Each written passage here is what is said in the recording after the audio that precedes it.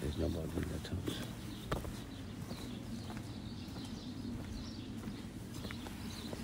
Going this side. It's closed, non? Ça me rappelle ma jeunesse quand j'étais en primaire.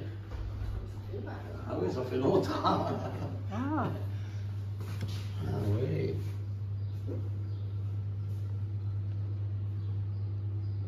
So these are real. Yes. C'est des vrais crânes, ça, madame? Oh. C'est des crânes qu'ils ont retrouvés ici. Ça, je ne sais pas s'ils ont retrouvés ici, mais ce sont des vrais. Ah oui, c'est real one. Wow. Merci.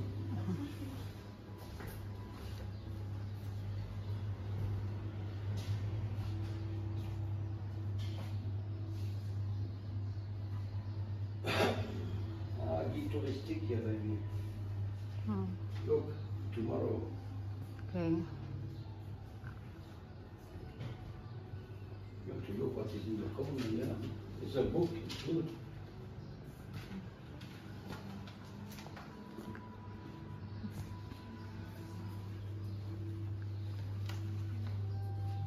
Yes, it's nice.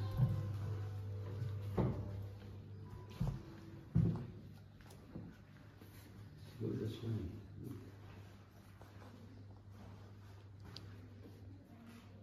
The préhistoire. So they're small before. They're tiny. You happy? They It will go they're on size you. Asian. Still you're Yes. going to film you. You see? You see, it's just the size of Sharon. You like, just the size. She's The happy. people a long time ago, They're small. they're my size, or I'm a little taller. Yeah.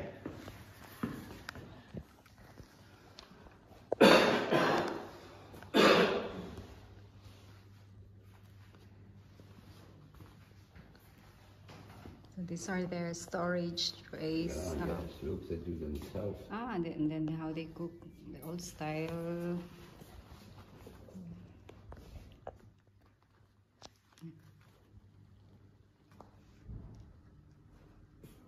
The silex, the knives, and things like that.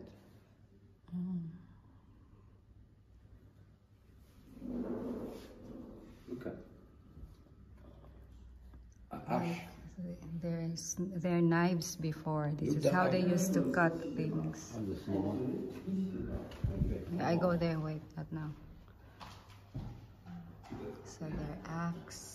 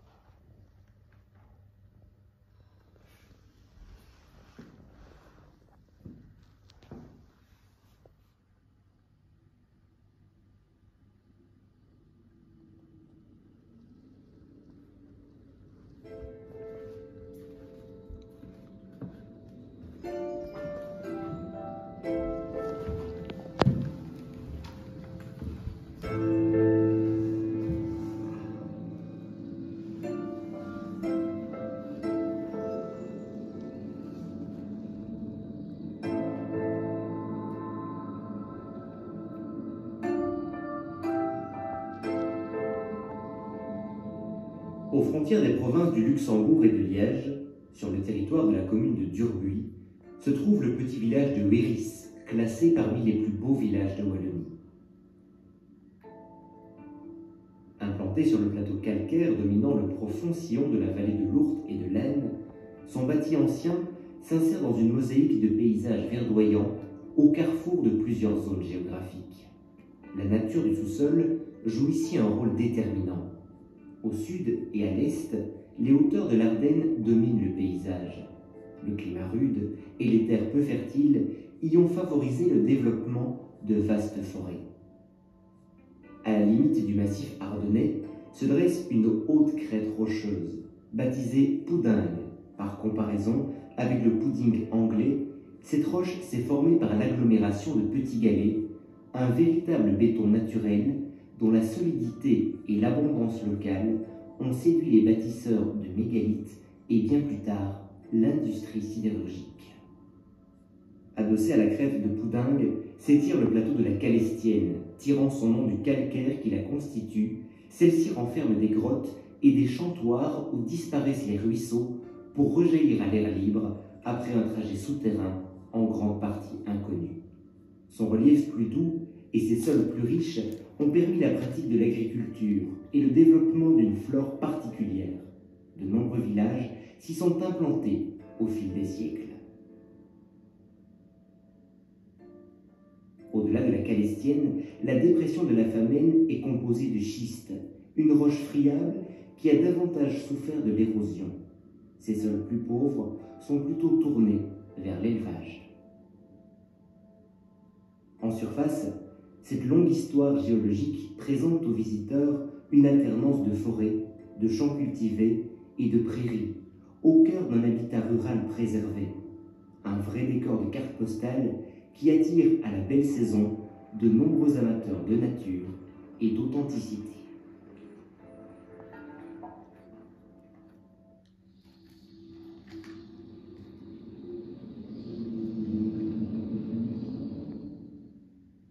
À l'ouest du village de Wéris s'étend le champ mégalithique, un ensemble monumental où s'égrènent 2 dolmens de type allée couverte et près d'une trentaine de pierres dressées, les menhirs, alignés sur une distance de 8 km entre Opagne au sud et Ozo au nord, en passant par Wéris, Morville et Hay. Découverts à la fin du XIXe siècle, ces sites ont été amplement vidés de leur contenu, ne laissant aux archéologues actuels que de maigres informations.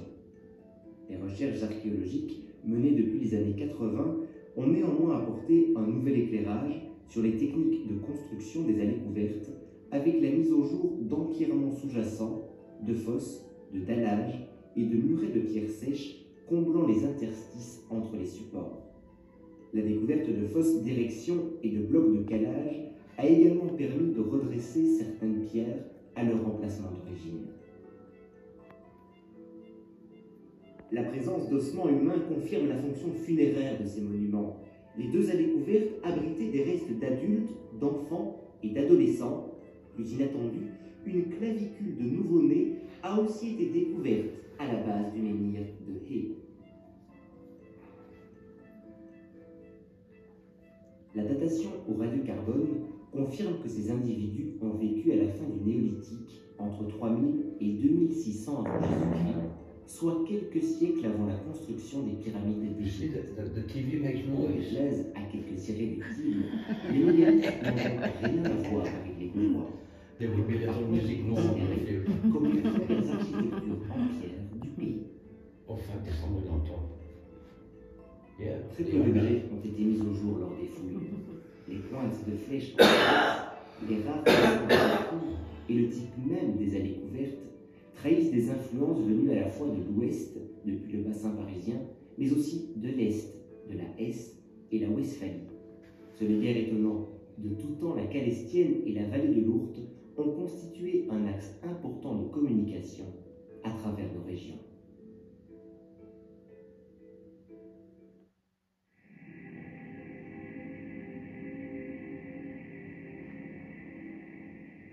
Sédentaires de longue date, les hommes de la fin du néolithique ont une bonne connaissance de leur terroir qu'ils exploitent pour leur vie quotidienne. Agriculture, élevage, chasse, construction, fabrication de récipients et d'outils. Malheureusement, à Wéris, ces activités nous restent totalement inconnues, faute de vestiges d'habitat associés aux sites mégalithiques. L'emplacement des villages actuels pourrait-il être un reflet de ce lointain passé? Seules de nouvelles découvertes pourraient le préciser.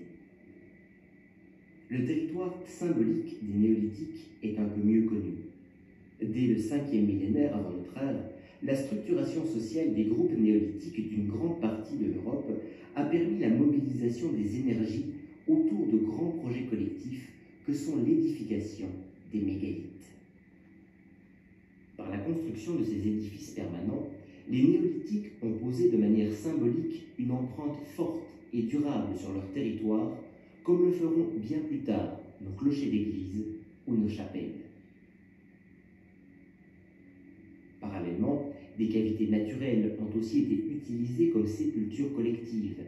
Une pratique funéraire peut être plus discrète, mais pas moins répandue à l'époque dans tout le bassin lausanne. Les reconstitutions expérimentales montrent qu'un nombre relativement restreint de personnes parviennent à déplacer des pierres de plusieurs tonnes sur des rails de rondins de bois à l'aide de cordes et de techniques de levier, le tout sans utiliser le moindre outil de métal. Sur le terrain, la distance ainsi parcourue par les blocs de poudingue a pu atteindre plusieurs centaines de mètres, une véritable prouesse technique.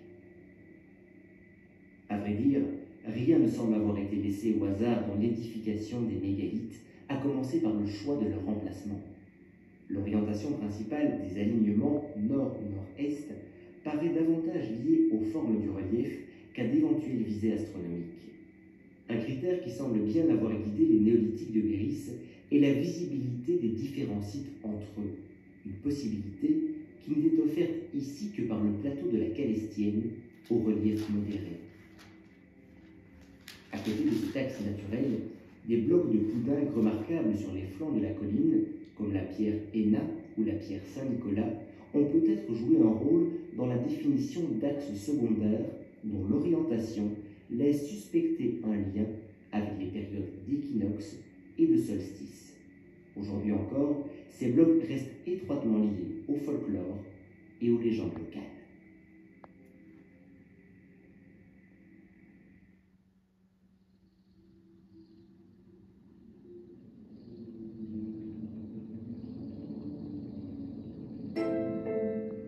Au cours du 3e millénaire avant notre ère, les allées couvertes de Béris ont été utilisées une dernière fois par des populations préhistoriques postérieures au néolithique, peut-être encore dans un but funéraire. Avec la diffusion du christianisme au cours du Moyen-Âge, il a paru important de faire rentrer dans le rang ces monuments insolites porteurs de croyances païennes. Par la suite, l'intensification des travaux agricoles, de même que la récupération des blocs de poudingue pour les hauts fourneaux au XIXe et au début du XXe siècle, ont fait peser de lourdes menaces sur la survie des mégalithes. Certains ont été enfuis, détruits, déplacés ou simplement exploités pour le matériau qu'ils offraient à portée de main. Les fosses de condamnation retrouvées autour de plusieurs menhirs abattus témoignent de cette volonté de les faire disparaître définitivement. À l'issue des fouilles récentes, les allées couvertes ont été restaurées et certains menhirs redressés quand les données archéologiques étaient suffisamment précises. Certains ont dû être déplacés en tentant au maximum de les conserver dans l'alignement d'origine. Aujourd'hui, beaucoup reste à faire pour leur protection et leur mise en valeur, tant les pouvoirs publics que les scientifiques y sont particulièrement attentifs. Du côté des scientifiques, les recherches sont loin d'être terminées. Une monographie en plusieurs volumes, sorte de Bible de Wéris, a cependant été publiée. Retenons simplement qu'un élément essentiel aujourd'hui pour les scientifiques est de pouvoir étudier le contexte des monuments, autrement dit, d'avoir accès à l'imbrication des couches archéologiques toujours en place.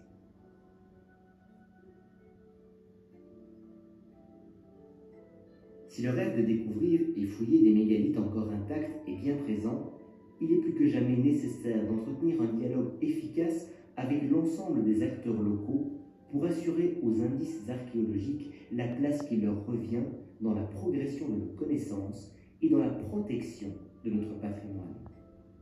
Le site, s'il n'est certes plus identique à ce qu'il fut à l'origine, doit néanmoins trouver sa juste place au sein d'un paysage local en évolution permanente, aux fonctions et aux intérêts parfois divergents. Assemblage unique en Belgique par le nombre, l'étendue, la qualité et l'état de conservation de ces monuments, le champ mégalithique de Béris est accessible librement aux promeneurs. Merci de respecter ces vestiges millénaires et leur environnement. nous vous souhaitons une agréable balade à la découverte de notre patrimoine préhistorique. C'est fini. Vas-y, la région de Londres.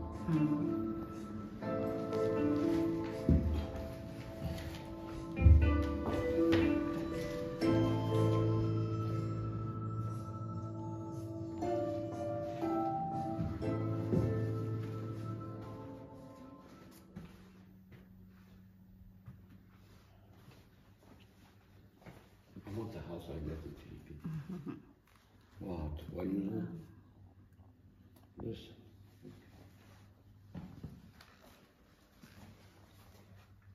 Still upstairs.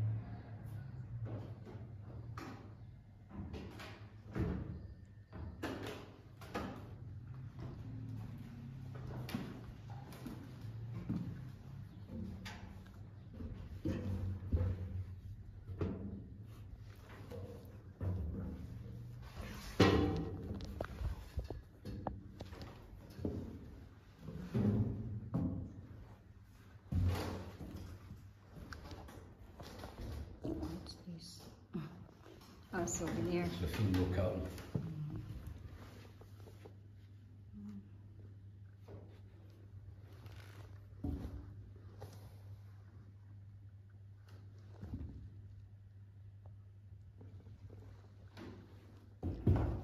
So,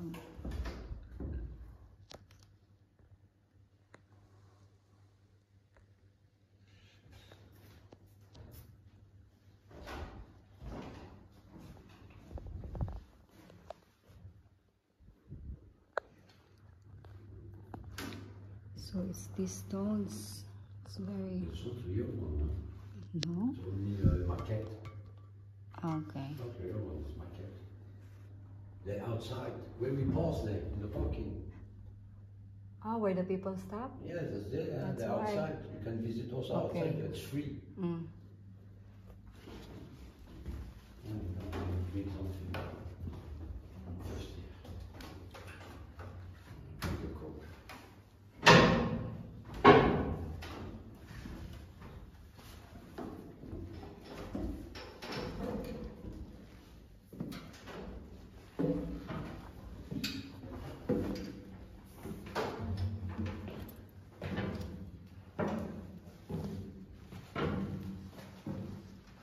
Not the toilet, huh? No. That's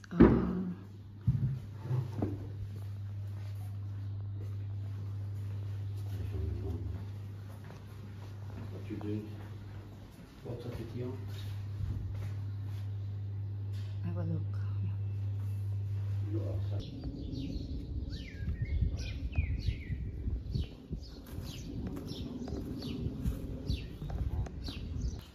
Not a lot of people in July and August. It's Mm.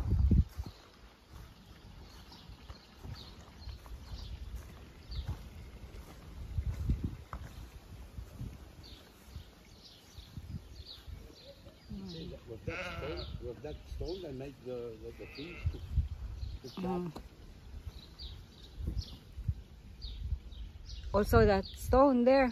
Not that one, baby. That's cement. Huh? Oh, only this. Yes. You see the color, it's not the same. Huh? Mm. I have to touch it because this existed long time ago, Oh yeah. many or 1,000 years ago. Fill my car. It's nice.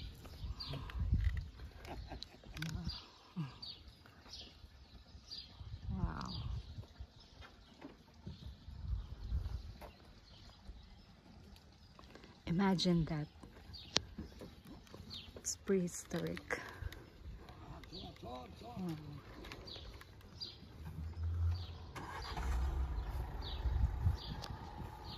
And it's a nice village here.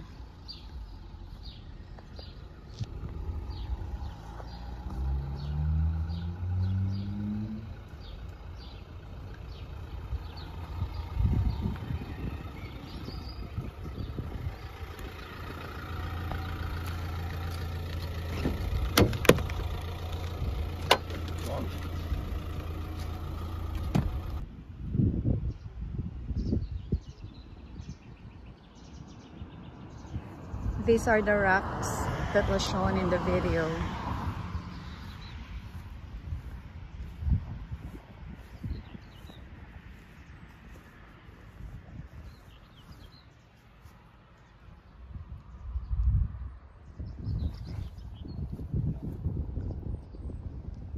Look at the structures, the texture.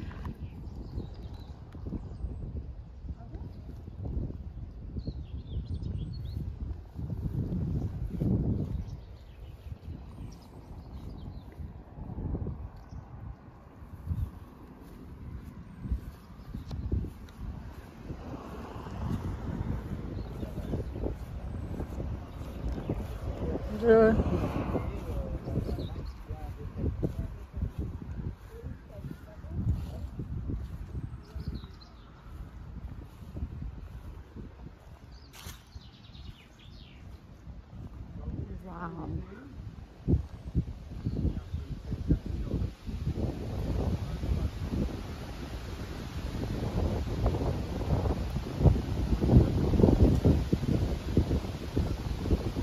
Oh, the wind.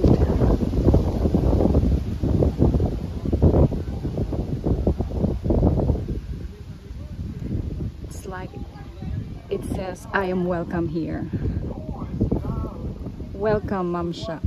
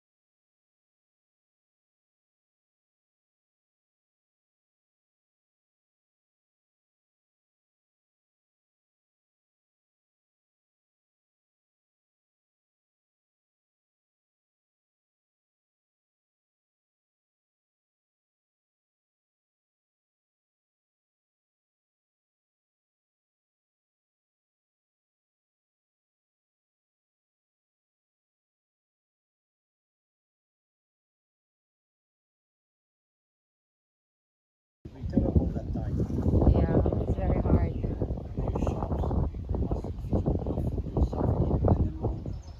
You go hunting, no vegetable. and then when you prepare the food, It's good, yeah, that's nice. It's fresh.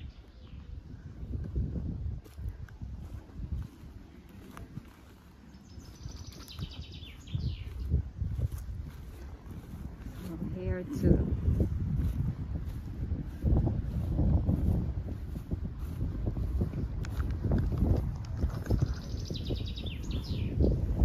I'm going to touch this. Oh, what's this little red insects here?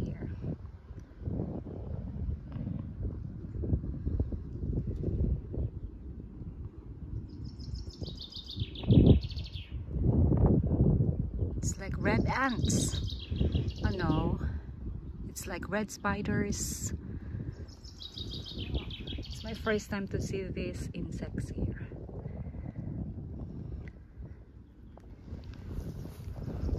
There's a red insect here. It looks like ants, but it's not ants. Also, it looks like spiders, baby spiders.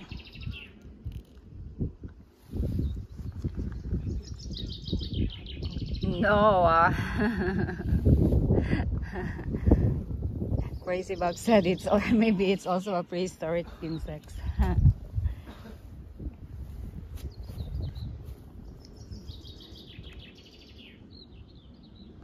Wow.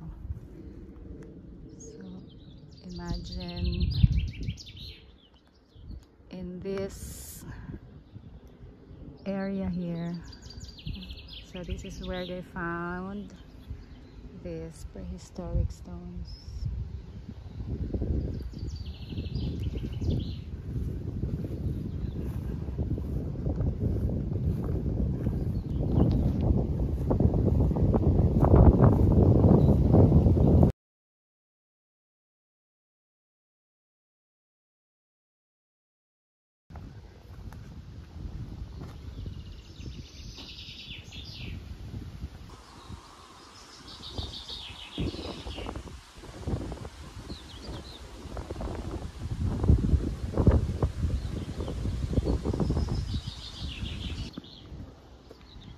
Ma! Ma! Oh, no, it's not Ma, it's Moo.